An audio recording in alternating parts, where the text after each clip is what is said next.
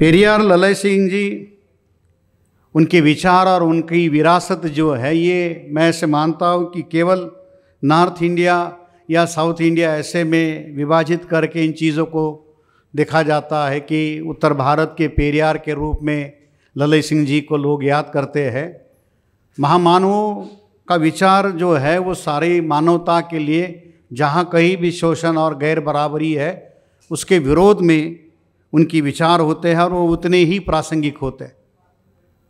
और जाति के विरोध में ललय सिंह जी का विचार इतना मजबूत था, उन्होंने ये बात बहुत गंभीरता से कही थी कि जाति हमारी मूल गुलामी है और जब तक जाति की चेतना हमारे अंदर रहेगी हम कोई मौलिक परिवर्तन का काम नहीं कर सकते।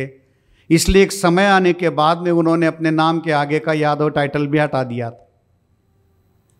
उत्तर भारत में पिछड़े और अति पिछड़े या अनुसूचित जाति वर्ग के अंदर एक सामाजिक जागरण निर्माण करने में जिन महापुरुषों ने बहुत बड़ा रोल निभाया, उसमें पेरियार ललय सिंह जी का एक बहुत बड़ा नाम है, बहुत बड़ा स्थान है।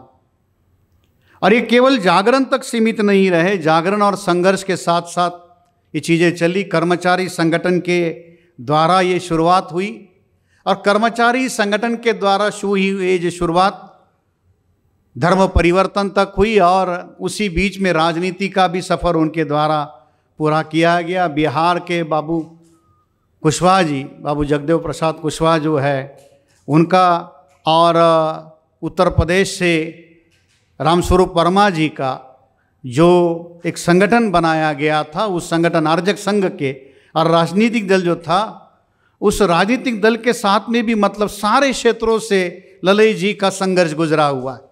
कर्मचारी संगठन, उसके बाद सामाजिक संगठन के तरफ आए, राजनीति में भी वो सक्रियता से काम करते रहे और उसके बाद में धर्म परिवर्तन तक, मतलब जीवन के सारे क्षेत्रों से सामाजिक क्रांति का दौर किस तरीके से गुजरता है, उस सारी प्रक्रिया में हम लोग देखते हैं कि ललय सिंह जी का जीवन प्रवास उसी दिशा से हुआ।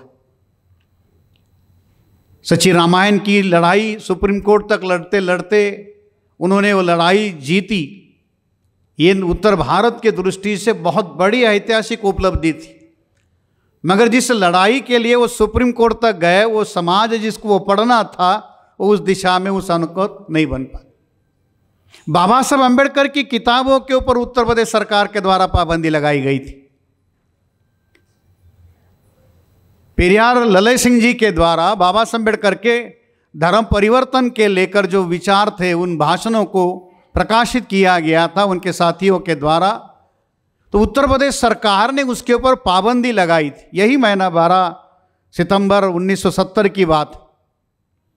12 सितंबर 1970 को बाबा साहब अम्बेडकर के द्वारा किए गए भाषणों को हिंदी में प्रकाशित करने का काम ललय सिंह जी के द्वारा हुआ था। उस किताबों के ऊपर उत्तर प्रदेश सरकार के द्वारा बैन लगाया गया था।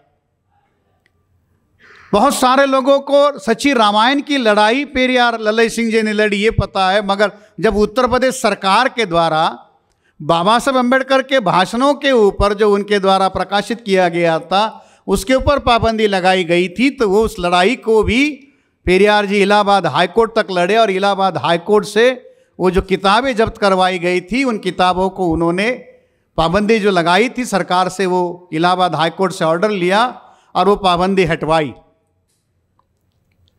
ये इतना बड़ा संघर्ष पेरियार के द्वारा हुआ, ललय सिंह जी के द्वारा हुआ। उसका मकसद क्या था? जिस किसी को भी क्रांति करनी है वर्तमान समाज में, जिस किसी को भी मुक्ति का आंदोलन चलाना है, उसे धर्म चिकित्सा किए बगैर परिवर्तन करना संभव नहीं है। जो समाज धर्म चिकित्सा नहीं करता, अपने धर्म ग्रंथों की समीक्षा नहीं करता, वो कभी भी उन धर्म ग्रंथों के द्वारा जो गुलामी उनको थोपी गई है उससे मुक्त नहीं हो सकता।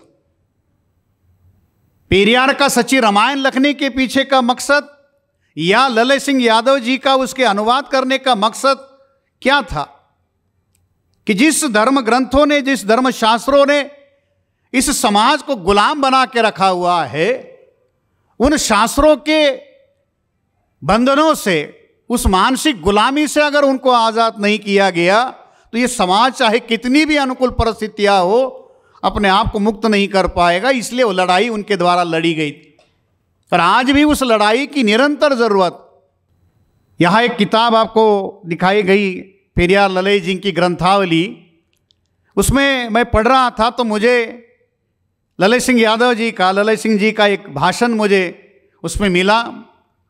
84 की बात, शायद मार्च या अप्रैल महीने का वो भाषण है उनका। और उस समय उस भाषण में वो ये कहते हैं कि हमारे समाज के लोग, खास तौर पर जो बाबा साहब अम्बेडकर का आंदोलन चलाने वाले जो लोग हैं, उनके बारे में उन्होंने ये कहा कि आप अम्बेडकराइट नहीं है, आप तो रिजर्वेशनिस्ट है। ये जो शब्द आज जो हम लोग कह रहे हैं, आज से लगभग 40 साल पहले ललई सिंह जी ने इस बात को अनुभव किया था कि ये तो अम्बेडकराइट है नहीं। ये जो लोग हैं, ये आरक्षण से आया हुआ जो लोग है, अपनी नौकरी और अपने सुविधा के साथ लगा हुआ है, तो उन्होंने उसको एक नया नाम दिया था, रिजर्वेशनाइस्ट। आप तो रिजर्वेशनिस्ट हो। और फिर वो आगे चलकर कहते हैं कि आप बुद्धिस्ट भी नहीं, आप तो सुविधाइस्ट हो। ये दो शब्द उन्होंने 84 में अपने भाषण में कहे थे, वो आज भी प्रासंगिक है कि ये रिजर्वेशन हमारे लिए आज भी कोटे की सीट है। रिजर्वेशन आज भी हमारे लोगों के लिए एडमिशन के लिए, नौकरी के लिए या प्रमोशन के लिए लगी हुई चीज़ है। इससे ज़्यादा हम लोगों के ज़्यादातर लोग जो है वो रिजर्वेशन को इससे अलावा ज़्यादा नहीं मानते। उन्होंने रिजर्वेशन को एम्प्लॉयमेंट गारंटी स्कीम के रूप में देखा।